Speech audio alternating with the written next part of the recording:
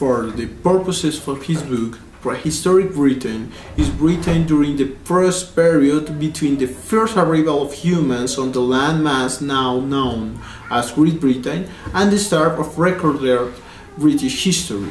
The recorded history of Britain is conventionally reckoned to begin in AD 43 with the Roman invasion of Britain, though some historical information is available from before then.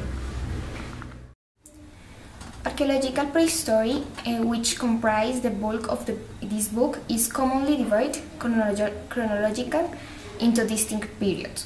The first, Paleolithic Britain, is the period of the earliest known occupation of Britain by humans. The second, the Mesolithic, began with the Holocene War period around 11,660 and ended with the introduction of farming, the date which varied in each geographic region. The third, Neolithic, around 4000 to 2000, the Neolithic was the period of domestication of plants and animals. The Bronze Age, around 2200 to 750 BC, the period can be subdivided into an early phase, 2300 to 1200, and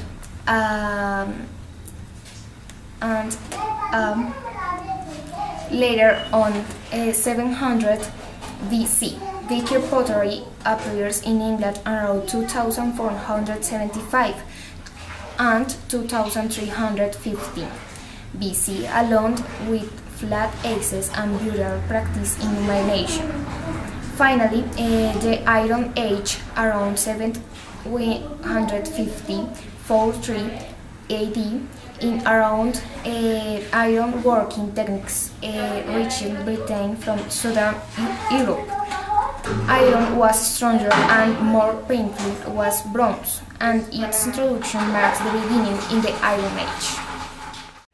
Based on the development of tools from stone to bronze and iron, as well as change in culture and climate that can be determined from the archaeological record, but the boundaries of these periods are uncertain and the change between them gradual. In addition, the dates of the change demonstrated in Britain are generally different from those of continental Europe.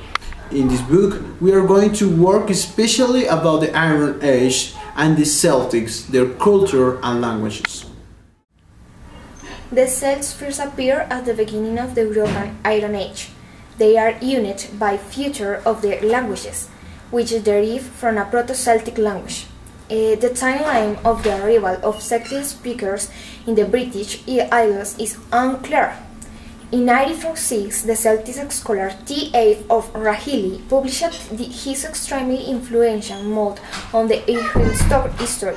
4 separate waves of Celtic invaders, spanning most of the Iron Age, 700 to 100 BC. Later research indicated that the culture may have developed gradually and continuously between the Celts and the indigenous population.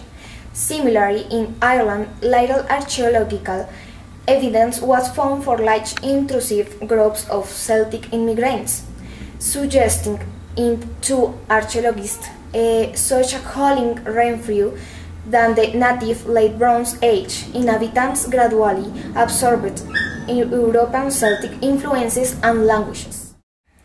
Genetic studies have supported the prevalence of native populations. A study by Christian Capelli, David Goldstein, and others at University College in London showed that the genetic markers associated with Gaelic names in Ireland and Scotland are also common in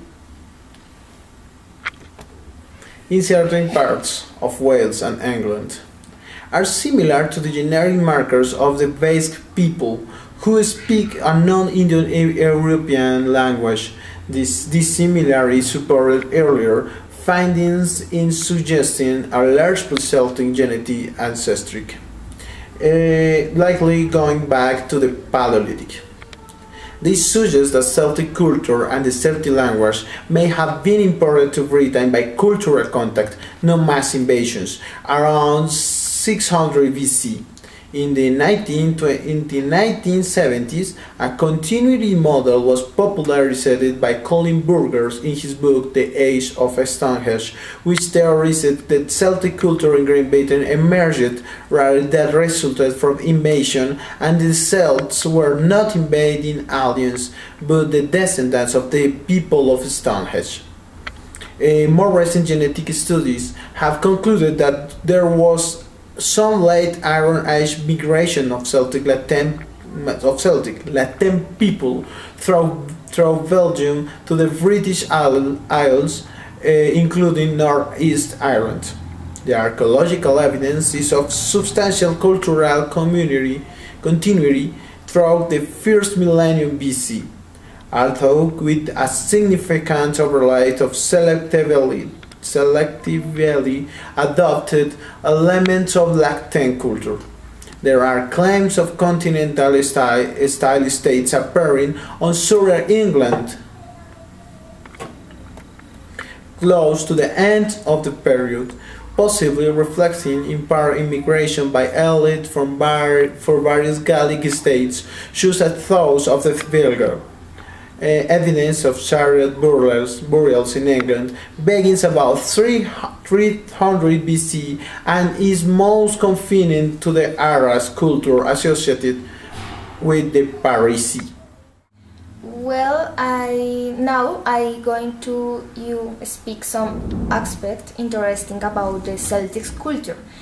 The Celtic tree astrology is based on the ancient idea that the time of our births is pivotal to the formation of our personality and behavior. The spiritually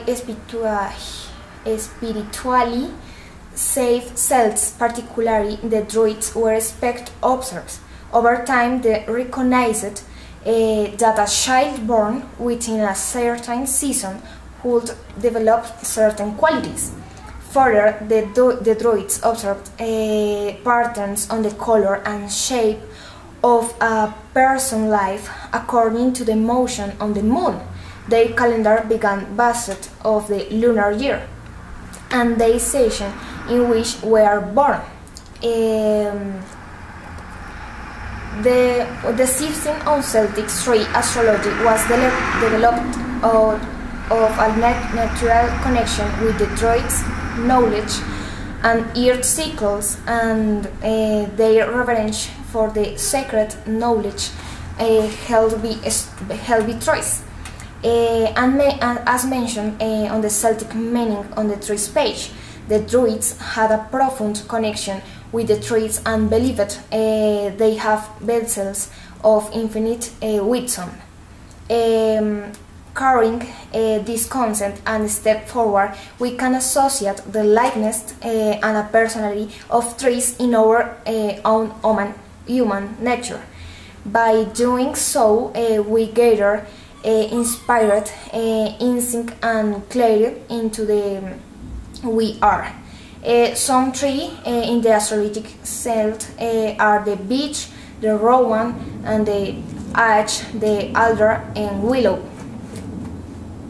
Etc. Creo que es correcto.